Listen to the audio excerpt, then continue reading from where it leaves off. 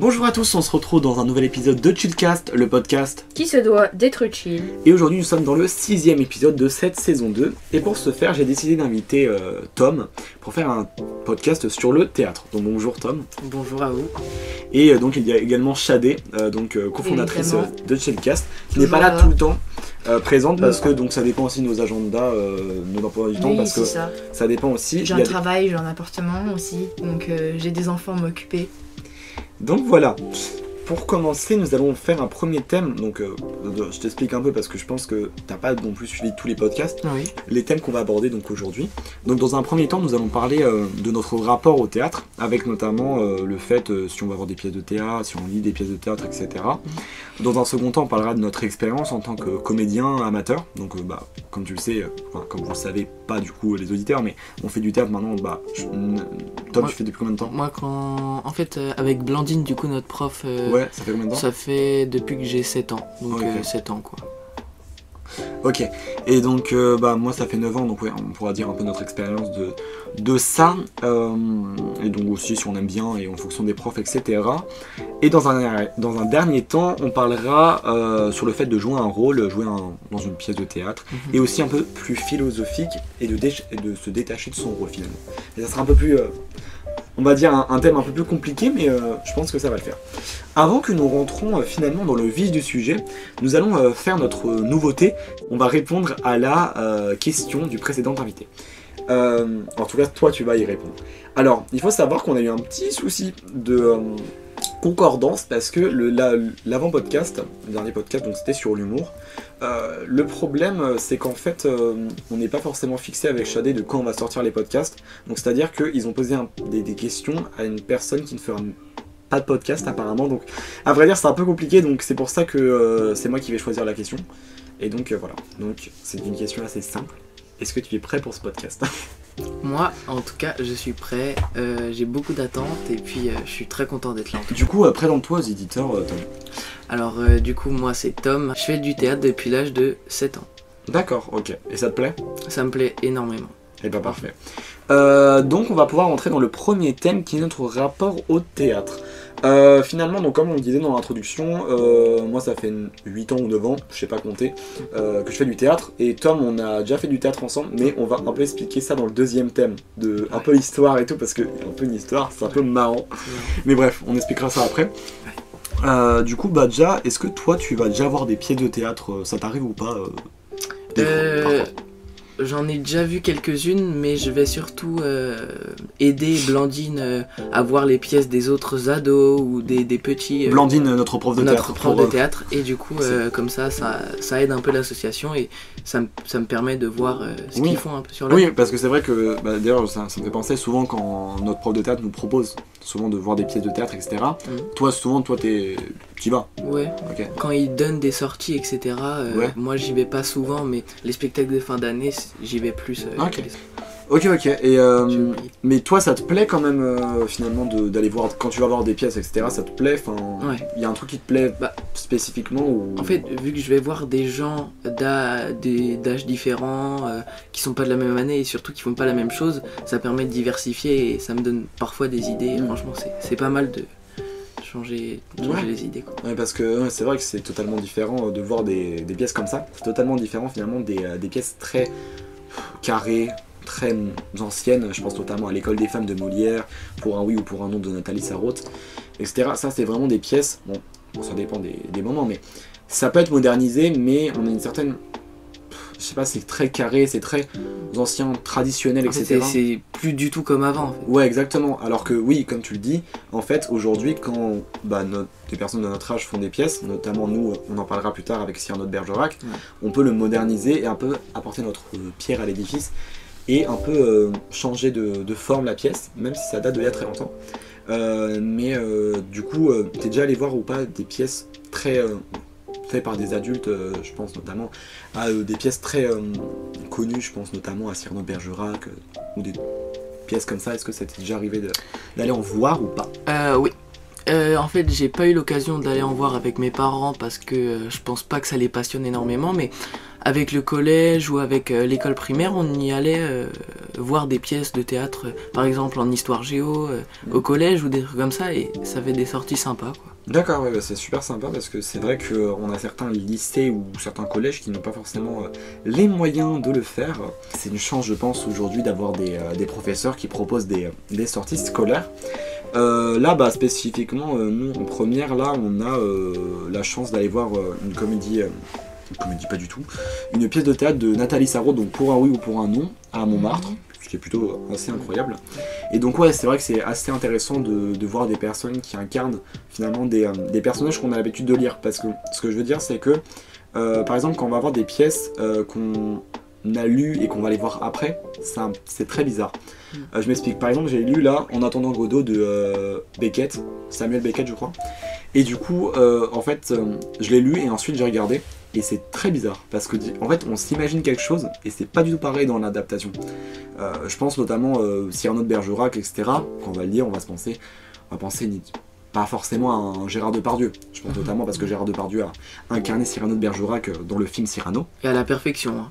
Oui, il avait très bien joué, outre ses affaires personnelles. On s'imagine peut-être autre chose, parce que c'est ça qui est incroyable dans la lecture, c'est qu'on s'imagine quelque chose, et c'est pas forcément quand c'est dans la vue. En fait, chacun va s'imaginer quelque chose. Donc c'est-à-dire qu'un réalisateur qui a lu, je sais pas, Chanson douce, un livre de Leila Slimani, et qui va penser par exemple dans le rôle de Louise, qui est donc la protagoniste, on va dire, même l'antagoniste, etc. On va pas l'imaginer forcément comme ça. Quand on voit ça, on va pas forcément s'imaginer comme elle l'est dans le film, et ça dépend vraiment de chacun. Toi, tu as déjà lu ou pas des pièces de théâtre ou pas? Oui, au collège, j'imagine. Oui, au collège, mais à part les pièces de théâtre qu'on étudie du coup au théâtre et qu'on joue, je me dirige pas sur ça. Et même en soi, lire des romans, des choses comme ça, moi ça me passionne pas. Je préfère plus les films audiovisuels, tout ça. Ça me passionne plus que lire, quoi. Okay. Non, mais pas encore le plaisir de lire. Mais je comprends, c'est un sentiment que beaucoup de personnes ont d'être un peu ennuyé à la lecture. Ouais, c'est ça. Moi aussi. Je me lasse vite en fait. Oui, mais je comprends totalement. Je ne sais pas ce que j'ai eu forcément. J'ai eu un petit déclic, je pense, il y a pas longtemps. J'ai acheté un livre qui est juste ici, qui s'appelle Jacques Arenda.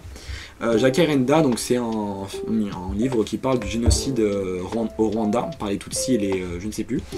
Et du coup, c'était super intéressant parce que c'est un livre qui faisait 200 pages, et je me serais jamais dit l'année dernière, par exemple, lire un livre de 200 pages de mon plein gré, jamais de la vie je l'aurais fait. Mais je l'ai fait et j'ai adoré. Et puis j'ai même pris du plaisir à lire certains livres que je dois lire pour les cours. Je pense notamment à L'Assassin Philanthrope, donc une pièce de théâtre. Même là, En attendant Godot, c'était super intéressant. Et même là, L'étranger d'Albert Camus, que je suis en train de lire pour le lycée, c'est super intéressant. Donc en fait, je pense qu'il y a un déclic à avoir. J'achète aussi des livres politiques, donc c'est des livres qui parlent de la politique, etc. Ça peut être super intéressant. Non, ça c'est un livre sur les cocktails. Ça peut être super intéressant finalement de... C'est vrai, en fait, je me suis trompé. Non mais vraiment, ça peut être super intéressant de lire une chose, enfin des livres sur des thèmes qu'on aime bien. Je pense notamment des livres sur le foot, des livres sur le gaming. Le seul livre, roman que j'ai aimé lire, où je me disais mais qu'est-ce qui va se passer, du coup je lisais, c'est Le Comte de Monte Cristo. Franchement, j'ai adoré le livre et j'arrivais pas à m'arrêter. T'as lu les 2 tomes ou pas? Parce que si je me souviens bien, c'est en 2 tomes. J'ai pas un livre, moi j'ai qu'un texte dans mon bac blanc. D'accord. Moi j'ai lu que un livre, après je savais pas qu'il y avait un 2. Donc La fête. D'accord. Bon, non mais je te dis, j'ai le texte moi dans mon bac. Et honnêtement, même quand le texte, c'est un petit texte, mais il y avait un seul dialogue, mais franchement le livre est incroyable. Ouais, c'est intéressant. Il a l'air incroyable. C'est intéressant, franchement. Il n'y a pas trop d'humour dans ce livre, mais c'est intéressant. Ouais. Donc le second thème est sur notre expérience en tant que comédien amateur. Donc comme on l'a dit précédemment, ça fait 9 ans et 7 ans qu'on fait du théâtre. Et donc on va un peu expliquer ce qu'on fait au théâtre, parce que du coup on n'est pas dans une... Je pense que les gens ils pensent pas ce qu'on fait. Déjà on n'est pas dans une entreprise, c'est-à-dire qu'en fait on n'est pas en train de payer, c'est pas des personnes qui vont être payées par cette entreprise. Ce que je veux dire c'est que nous on fait en tant qu'association, c'est-à-dire que nous on paye 300 €, si je me souviens bien. Du coup on paye 300 € pour l'année, mais en fait on va être aussi dans un but d'association, c'est-à-dire que par exemple nos parents ou même nous quand on a 18 ans on va pouvoir aider à l'association et par exemple nos profs de théâtre ils vont pas forcément être rémunérés beaucoup je pense et donc c'est pour ça on est dans une association à but non lucratif. Et juste un truc à dire, notre prof Blandine, elle passe du temps de malade à faire ses cours et elle passe des journées entières à donner des cours. Comme par exemple, moi le mercredi, en fait c'est du coup cette année que je suis venu faire les cours à Bailly, mais l'année dernière, le mercredi presque entier, elle donnait des cours de 14h à 21h30 quoi. D'accord, ok. Parce que je savais pas. J'ai une vue assez différente sur le théâtre parce que du coup moi j'ai eu 2 profs, donc j'ai eu Christelle et Blandine, qu'on salue s'ils passent par là. Salut. Bonsoir. Bonsoir. Et donc voilà, en fait c'est pour ça on a un peu une vision différente, mais toi donc, comment tu caractériserais une séance de théâtre hors quand on fait une pièce de théâtre? Parce que quand on fait une pièce de théâtre c'est totalement différent. En fait pour expliquer avant, en fait une année sur 2 on fait un spectacle, donc c'est-à-dire qu'à partir de décembre on va commencer la pièce jusqu'à en fin d'année, mais en fait dans les années on fait pas de spectacle, en fait on va faire des impros. Autre chose, ouais, dont des impros. Donc toi, une année spécifique quand on fait pas de pièces, c'est quoi pour toi? Bah en fait, du coup les séances, ça dépend des mois. Donc en début d'année, quand le groupe change d'année en année, on fait plus des jeux ou des ateliers pour connaître les prénoms. Et quand ça passe, on commence à connaître le groupe, on commence à faire des impros. Donc pour ceux qui savent pas, des impros, c'est Blandine nous donne un thème, on a un peu 5 minutes, enfin 5, 10, 15 minutes pour réfléchir et à la fin on passe et parfois elle nous donne des points, donc ça fait ça. Et, mais sinon quand on avance dans l'année, elle nous fait plus des exercices parfois de respiration ou de concentration. Et du coup, après, je sais pas trop. Je pense que oui, non, mais c'est ça, ça permet de se calmer et de donner en fait le meilleur jeu qu'on a. Et franchement, voilà. Parce que, alors, je pense que ça peut paraître un peu anodin. En fait, ce qu'on dit, oui, ça peut être très facile, ça peut même paraître rigolo. Ouais. C'est assez amusant en vrai de faire certains exercices. Ouais. Mais on a certains exercices. Je vous en dirai un qui est extrêmement compliqué et qui est l'un des exercices le plus compliqué que j'ai vu au théâtre, c'était l'année dernière. Il faut se taper un fou rire devant tous les autres du théâtre qui sont avec un visage figé. Cet exercice est l'un des plus durs parce qu'il faut se détacher complètement de nous-mêmes et oublier le terme gênance. Au théâtre déjà n'existe pas en fait, le terme malaisant n'existe plus. Mais en fait quand on rentre dans la salle, on laisse à la porte le mot gênant. On entre, on ressort, on le récupère si on le veut, après on peut le laisser là. Et mais vraiment il n'y a aucune gêne on doit avoir aucune gêne. C'est ça. Peu importe l'exercice, on doit être sans gêne. Même du coup pour l'aspect du rire, c'était très très compliqué. C'est bien, on fait beaucoup de trucs de respiration et même on va aussi apprendre à faire des émotions qui sont très compliquées à faire. Oui. C'est quoi pour toi l'émotion la plus dure à faire pour toi? Moi je sais laquelle pour toi ça te pose problème et ça pose de problème à presque tout le monde. Mais j'ai peut-être une idée de ce que tu vas répondre. Alors, moi je trouve que le dégoût, tout le monde sait bien le faire. C'est pas une émotion qui est dure à faire parce qu'on a toujours ressenti parfois du dégoût. La peur, ça va. Mais à savoir bien faire, moi il y en a 2 qui me posent problème. Parce que si tu les fais mal, franchement ça gâche un peu la scène. C'est la colère et la tristesse. Ok, ouais, j'attendais la colère. Franchement, j'attendais la colère parce que en fait la colère c'est extrêmement dur parce que c'est très bizarre. En fait, on doit s'énerver contre quelqu'un qu'on aime bien. La tristesse, toi, c'est quoi que tu trouves difficile dans la tristesse? Parfois, en fait, dans la tristesse, bon, la colère, je trouve ça un peu plus compliqué, mais j'ai dit la tristesse parce que parfois, il y a des gens qui jouent la tristesse, mais qui rigolent un petit peu dans leur jeu, et du coup, ça sort carrément du personnage, et on pense pas qu'il est triste, quoi. Mais ouais, la colère, je rejoins ce que t'as dit. C'est super dur parce que tu dois t'énerver contre quelqu'un que tu connais et parfois que t'aimes bien, quoi. Et donc c'est compliqué de s'énerver pour rien. Enfin, pour rien. Dans la pièce, il a fait quelque chose, mais sinon, à l'extérieur, tu t'énerves et puis c'est tout, quoi. Je pense qu'il y a un truc qui est compliqué aussi au théâtre, c'est de faire des silences. En fait, Blandine, je pense beaucoup de profs de théâtre le font, il s'applique beaucoup sur le fait de faire des silences, parce que le fait de mettre des silences dans des phrases, ça peut vraiment aider. Je sais pas, je vais donner un exemple, attends. Par exemple, là, quand on va faire là, je vais du coup dire le texte de la fin quand Cyrano. Oui. Du coup, oui, spoiler alerte dans Cyrano de Bergerac. Et il meurt à la fin du coup. Ouais. Voilà. C'était ça le truc. Mais du coup, en fait, là, je vais dire du coup la fin quand je meurs, parce que du coup, j'interprète le rôle de Cyrano. On en parlera plus tard aussi par rapport à ton rôle. Moi aussi, je parlerai de mon rôle de Guiche.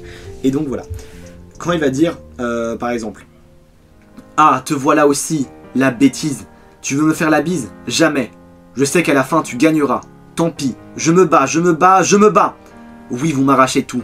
Mais il y a quelque chose que vous n'emporterez pas chez vous. Ce soir, quand j'entrerai chez Dieu, mon salut balayera le ciel bleu. Quelque chose que sans un pli, sans une tache, j'emporte malgré vous. Et c'est mon panache. Ici par exemple... Bravo. C'est magnifique. Ici par exemple, on va avoir les virgules, etc. qui vont faire un temps, et ça va permettre, je pense, aux spectateurs de mieux comprendre le propos. Les temps qu'on laisse au théâtre, souvent c'est pour la tristesse. Ou là par exemple, c'est très bizarre, là on pourrait pas donner une émotion précise. C'était très bizarre. Dans ce que Ruben vient de lire, il y a plein d'émotions mélangées, et du coup c'est c'est intéressant en fait de comprendre bien ce qu'il dit, et ça, même si c'est à la fin de la pièce, ça ramène quelque chose à la pièce qu'on n'a pas eu durant du coup, je pense une heure de théâtre de pur plaisir. C'est sûr. Mais non, mais c'est vrai que les silences c'est important, etc. Donc ouais, c'est important. Et du coup, je vais juste parler du coup un peu plus de mon expérience, dans le sens où moi j'ai une autre prof du coup qui s'appelait Christelle. J'avoue, j'ai eu 2 ans cours avec elle, et je vais pas mentir, c'est très bizarre comment je veux dire, mais j'ai préféré la façon d'éduquer, la façon d'apprendre de Blandine, parce que Blandine, en fait, elle est là dans le métier depuis très très longtemps, alors que Christelle, elle a rejoint le métier il n'y a pas si longtemps. Blandine, elle a des choses, elle peut des fois être très, un peu rude dans ses commentaires. Vu qu'elle aime ses élèves, elle veut qu'on donne le meilleur de soi-même, vu qu'elle sait qu'on peut faire ça, quoi. C'est ça, mais on a une certaine... Bon, c'est rude des fois quand elle dit des avis, elle va être toujours dans la bienveillance, ça c'est sûr. Elle est toujours dans la bienveillance. Ouais. Mais il y a des moments où peut-être des fois elle va dire un peu des trucs qui peuvent déplaire à chacun. Mais pas blesser. Non, juste jamais. Mais non, c'est pour ça on a une très bonne prof de théâtre sur ces points-là. Mais ouais, dans Christelle, en fait, j'ai eu 2 ans avec elle, j'ai fait une pièce de théâtre avec elle sur Ulysse qui s'est malheureusement mal passée parce qu'on n'a pas eu le temps de beaucoup bosser ça. Mais là, on va du coup parler pour le 3e thème de notre pièce à nous, qui s'appelle Cyrano Junior. Donc que nous deux, nous allons faire les deux protagonistes. Les 2 ennemis, quoi. Ouais, les 2 ennemis, exactement. En fait, c'est une pièce revisitée. Ouais, le Cyrano de Bergerac est revisité pour les collégiens lycéens, quoi. C'est ça, exactement. Donc là, en fait, c'est Cyrano de Bergerac, mais adapté. Du coup, nous avons Christian qui est incarné par Jules, qui fera normalement un podcast bientôt, j'espère. Et toi qui interprète le rôle de Guiche, et moi-même de Cyrano de Bergerac. Alors, faut savoir que c'est des rôles qui sont extrêmement compliqués, les 3 que je viens de vous citer. Alors, Cyrano de Bergerac, c'est parce que il est très bizarre en fait. En fait, c'est le personnage du coup principal, il a vraiment énormément de texte, et il prend, je pense, 50% de la pièce. Et en fait, c'est bizarre parce que parfois il change d'émotion, et le faire aussi rapidement, c'est compliqué. Christian, en fait, au début... il est très timide. Il est timide. Après... il va se laisser pousser des ailes. Ouais, ça va mieux, mais à la fin, vous verrez. Ouais. Et De Guiche, du coup, mon personnage, en fait, il est très fils à papa. Il est riche, il croit qu'il peut avoir tout. S'il claque de l'argent, il peut avoir toutes les filles à ses pieds, alors que pas du tout, quoi. Ouais, il est méchant un peu. Il est méchant, en fait. Il est juste... comment on dit ? Il est arrogant. Ouais, il est arrogant. Ouais, il est hautain, etc. Ouais, voilà, c'est ça. Alors, après, en personnages qui sont importants mais qui sont plus faciles à jouer, je mets des gros guillemets, c'est Roxane. Roxane pour moi est très facile à jouer, mais c'est encore très bizarre, comment je vais le dire. Mais en fait, elle a une émotion très facile, je trouve. En fait, c'est un peu la même émotion tout du long, à part à certains moments. La fin. Les deux fins. Les deux fins. Vous verrez. Voilà.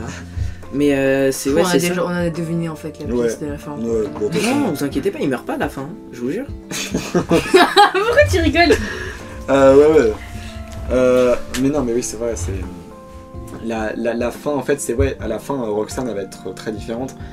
Et même, je pense que j'ai dû faire une émotion, et même, enfin, Christian aussi, du coup, pour le coup, avait dû faire une émotion, c'est le fait d'apprendre la mort de quelqu'un sur scène. Quand t'as une personne qui meurt devant toi sur scène, c'est très compliqué à faire. Tu dois faire déjà tu dois faire souvent tu fais des cris, etc. Tu fais beaucoup de choses. Après il y a aussi la bagarre qui est quand on fait la bagarre, comme on dit chez nous, c'est très compliqué. Quand tu m'étales juste. Ouais, c'est exactement ça qui est compliqué parce qu'on est presque sur de la danse. Parce que en fait dans le truc c'est que même là on n'a pas du tout bossé ça. On l'a pas du tout bossé pour l'instant la bagarre. Non pas encore, on n'a pas. Mais Blandine nous a dit qu'en gros nous on aura des en fait nous on va être placés. On va devoir faire des par exemple on va dire là tu me mets une droite, enfin une fausse droite, vous inquiétez pas, un uppercut, etc. Sinon et en fait, je vais pas faire les deux spectacles. Ouais c'est ça. Et en fait on va vraiment être coordonnés sur ça, etc. Donc ça va être super sympa je pense. Et par rapport à apprendre la mort de quelqu'un sur scène, c'est très compliqué parce que du coup faut vraiment faire croire que c'est comme si lui mourait vraiment. Christian quand il est mort sur scène, en fait je pense la réaction qu'on a c'est de crier, etc. Tu dis mais non tu vas pas mourir, t'inquiète pas et tout. Parce qu'en plus dans la pièce il va vraiment dire oui, non mais dis-lui que tu l'aimes, etc. T'as gagné, tout va aller bien, etc. Et en fait, ce moment il est très bizarre parce que tout s'enchaîne quoi. Ouais, c'est horrible. Hein. Après en plus t'as le texte, tu dois te rappeler le texte, etc. en même temps, donc c'est très compliqué aussi. Et si tu veux, je peux raconter du coup l'anecdote entre nous deux. Exactement. Alors, allez, je t'en prie. Pas de problème. Tu me passes le micro s'il te plaît? Non. Merci. Alors, du coup, pour un peu vous mettre dans le contexte, moi j'ai commencé le théâtre quand j'avais 7 ans avec Blandine et du coup j'ai rencontré Ruben sur ma première pièce de théâtre, première vraie pièce de théâtre et du coup qui s'appelait La Chaise. Voilà, petit aparté. Du coup pour résumer la pièce, c'est on passe de plusieurs époques jusqu'à maintenant et le principal objet qui est sur la scène c'est des chaises ou une chaise, mais sinon le décor n'est pas présent. En fonction des époques. Voilà, c'est ça. On avait les pharaons notamment. Et du coup après quelques années, après juste cette année, moi je suis parti dans un autre groupe mais toujours avec Blandine et on s'est pas revus. Et du coup cette année moi j'ai changé de groupe pour aller avec les lycéens et du coup c'est là que j'ai croisé Ruben mais moi je me souvenais plus de lui et lui non plus. Ah oui c'est ça. Et du coup c'est là que Blandine nous a dit ah mais tu sais que Ruben il a fait La Chaise. Et là du coup on s'est toujours pas rappelé non plus de nous deux. Mais on a resympathisé, il m'a invité à ses soirées, franchement c'était pas mal et puis c'est là que en fait c'est marrant parce qu'on a fait la première pièce de théâtre ensemble et ça sera une de nos dernières pièces de théâtre ensemble. Pour moi c'est la dernière. Et en plus on joue les deux ennemis donc c'est marrant. Puis il y a eu une bonne 5 années qui se sont écoulées donc on a vraiment changé. Ouais c'est ça. Mais dans tous les cas là je pense qu'on va vraiment faire une des meilleures pièces du monde. Du monde entier, de l'univers. Ouais c'est très modeste hein. Mais non mais dans tous les cas j'ai trop hâte, enfin là tu sais à la fin ça je pense, enfin déjà je le dis, je pense qu'on fera à la fin tu sais genre je ferai dans le rôle de Dougie mais après on applaudira, j'ai trop hâte de faire ça je te jure, c'est trop... En fait c'est très bizarre, c'est un peu émotif etc. Ouais. Mais, avant de terminer ce podcast, nous allons passer du coup toujours au troisième thème avec un aspect plus philosophique. Je m'explique. En fait le théâtre c'est une très bonne chose pour une chose spéciale. C'est que au lycée, au collège, on va développer un rôle qui n'est pas forcément le sien. Je m'explique. On a certaines personnes qui vont essayer de se montrer d'une façon où elles ne sont pas vraiment réelles. C'est-à-dire que elles vont se montrer d'une façon qui ne sont pas leur nature en fait. On va se montrer pour plaire aux autres, mais... Pour impressionner les autres. C'est ça. Je pense notamment à la tenue, le fait d'aimer des choses qu'on va pas forcément aimer. C'est plus facile d'aimer fumer, etc., de fumer de la puff, etc. Ça va peut-être ajouter quelque chose de... où tout le monde va être, genre il est populaire parce qu'il fume la puff. Fumez pas la puff, c'est de la merde. Genre, je veux dire, de se donner un rôle, par rapport au théâtre du coup, donner un rôle en fait pour plaire aux gens. Mais je vais pas mentir, j'ai vécu une phase comme ça, etc. C'est vraiment pas ouf de faire ça parce que, après en avoir discuté avec un psychologue, en fait c'est pas bien de faire ça parce que en fait ça va pas dans la tête après. C'est-à-dire que moi j'avais un rôle, c'est très bizarre comment je veux le dire, j'avais un rôle dans le sens au collège et j'avais un rôle différent au niveau du théâtre. Et aujourd'hui encore, mais ça c'est beaucoup moins flagrant. En fait le théâtre c'est aussi différent pour autre chose, c'est parce que le théâtre on est tellement à l'aise à un point, c'est-à-dire que c'est la famille. C'est la famille, même les personnes qu'on bah oui, tous les jeudis soirs on se retrouve en famille quoi. C'est ça, même les personnes qu'on parle pas, je pense notamment à Lucas, on se parle oui. jamais. Mais pourtant on l'aime bien quoi. J'aimerais ajouter surtout sur ton aspect, sur le fait de jouer le rôle et l'histoire avec la puff, etc. C'est vrai que c'est un fait parce qu'il y a beaucoup de gens qui prennent ça au sérieux en se disant ouais je suis populaire, je fais de la consommation, etc. On se rend compte qu'il y a des collèges, tu vois, ils vivent dans des villes très populaires ou des trucs comme ça, alors qu'ils se croient au 9-3 alors qu'ils sont à Saint-Laurent, vous voyez. Et en fait, du coup, je rejoins Ruben, enfin je le rejoins pas directement, mais du coup Exactement. En fait, de jouer un rôle, du coup au collège ou au lycée, on peut le tenir quoi, 1 an, 2 ans, etc. Mais au bout d'un moment, quand les gens vont voir la vraie facette de toi, soit ils vont t'aimer pour ce que tu es, mais pas pour ce que tu as montré. Sinon, ils vont voir que t'as changé, que tu voulais pas montrer ce que t'étais, et ça peut parfois choquer les gens.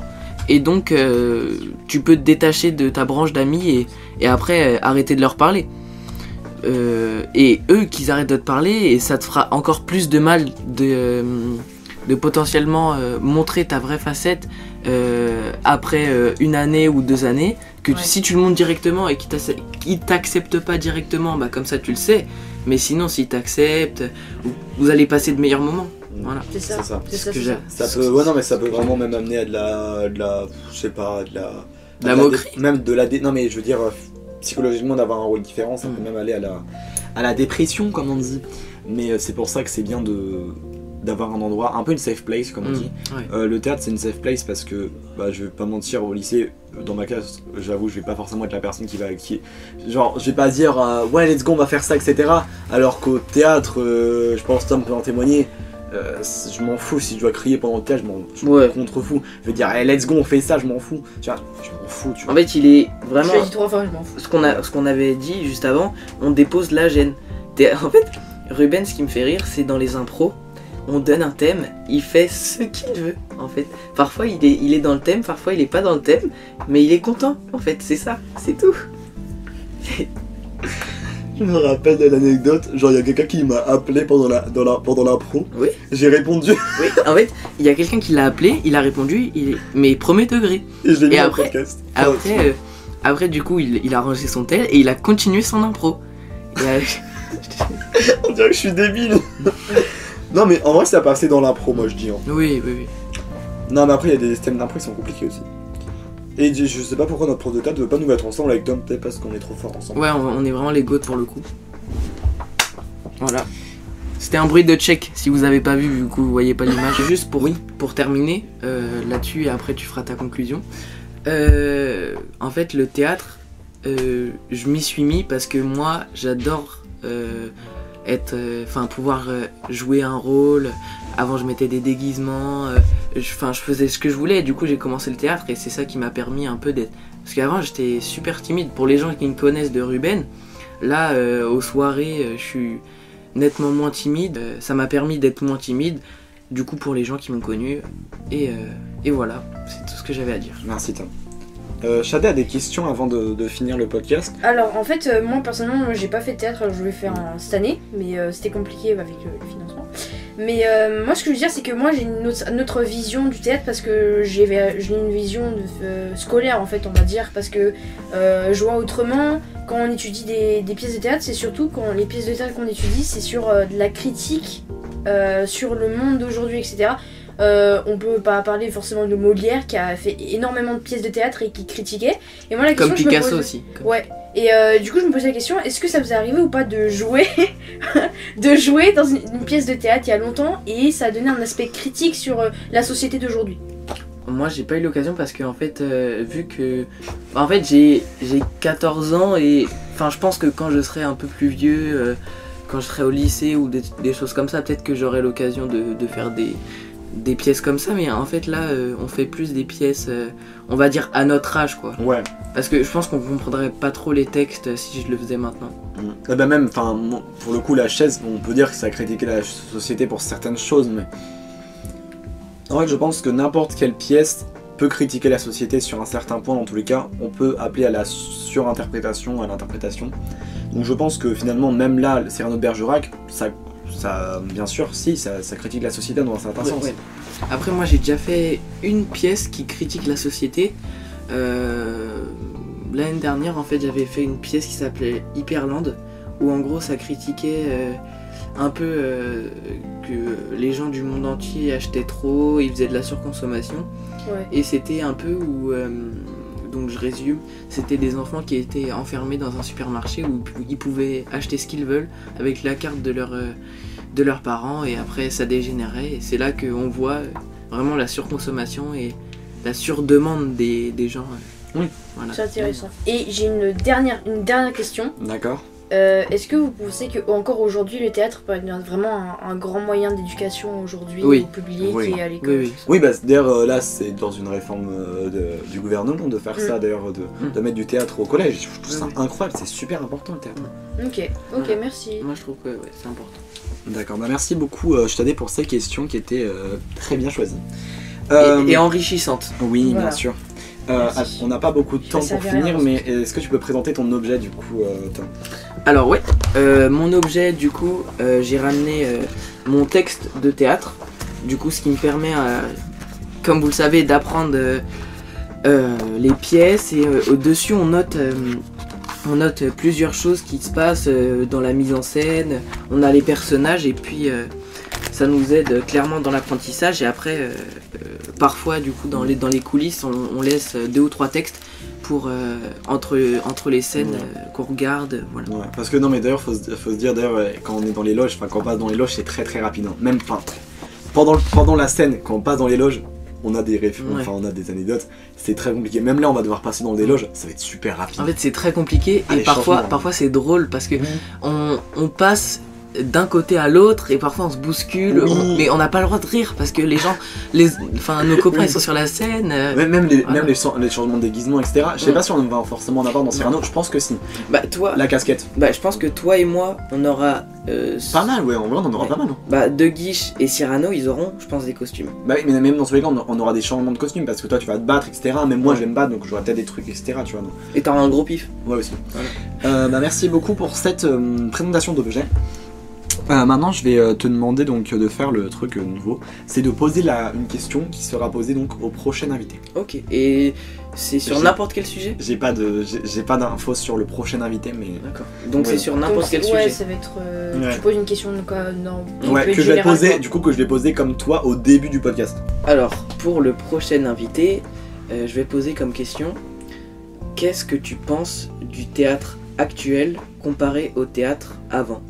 Qu'est-ce qui a changé pour toi? D'accord. Et voilà. Mais c'est super intéressant parce que pour le coup, c'est la première question qui est un peu plus sur le thème. Et du coup, je trouve ça bien, ça peut être grave bien.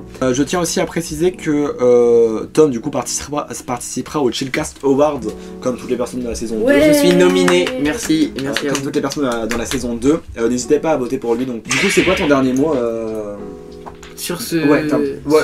Franchement, sur le podcast, pour les auditeurs, tout ce que tu veux. Tendance. Du coup, comme il l'a dit, j'espère que vous allez me soutenir durant la soirée des awards.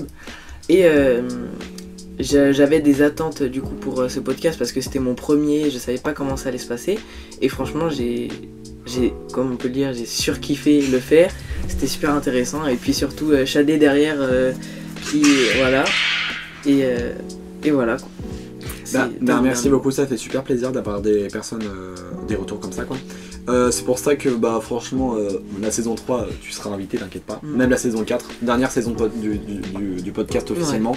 Parce qu'à partir de la saison 4 ça sera la dernière parce que après la saison 5 il n'y aura pas de saison 5 quoi, ça sera la fin du podcast. Voilà. Donc c'est triste mais c'est comme ça. Mais bon, La fin d'une ère. Ouais, peut-être tu participeras d'ailleurs en tant que collaborateur, c'est-à-dire un peu comme le même poste que Shadé là pour la saison 3. Donc tu pourras peut-être même assister à certains podcasts, etc. Si ça te dit. Donc Samedi. voilà. Et bah parfait. Pas samedi, hein. Samedi quoi. Ouais, bon, c'est pas le podcast sur l'humour, hein, c'était avant. Là c'est vrai. Bah merci beaucoup Tom pour ces derniers mots. Un dernier mot, Chadé. Bah écoutez, ça m'a grave intéressé parce qu'on voit qu'il y a vraiment une complicité entre vous. Chacun est en train de tenir la chandelle. Ça c'était, en gros c'était un bruit de check si vous avez pas vu à l'image. Ok, merci. Non mais en vrai, non, c'est intéressant et tout, et c'est cool que vous ayez répondu à mes questions parce que c'est vraiment les questions que je me posais. La fête. Est-ce qu'on a su bien te répondre? Oui, bah oui, c'est clairement. D'accord, bah c'est super alors. Voilà, donc Bon. merci. Ok, bah pas de soucis. Bah merci à vous aussi d'avoir suivi ce podcast et on se retrouve dans le prochain podcast. Je n'ai pas du tout d'informations ça sera quoi comme podcast, mais j'espère qu'il sera bien. N'hésitez pas à voter pour les Cheatcast Awards et n'hésitez pas à suivre aussi les Cheatcast Awards le 4 juillet à 19h30 sur Instagram. Je vous souhaite une bonne journée, une bonne soirée peut-être, et surtout écoutez Cheatcast. Pas nuit-moi et ça, allez vas-y. Laisse-le parler en fait. Et je trouve que ça c'est un peu improvisé, j'avoue, le podcast, donc je vais t'expliquer un peu les thèmes. Faut pas le dire ça. Du coup, c'est quoi ton...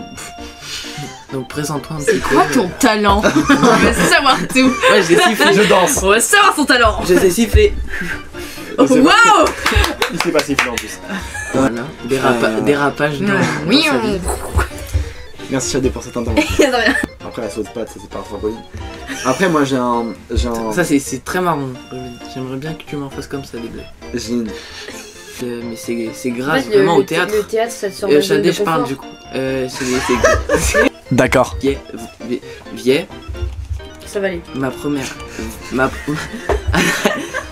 Attends, tu laisses ça au montage ou pas? Maintenant. Ma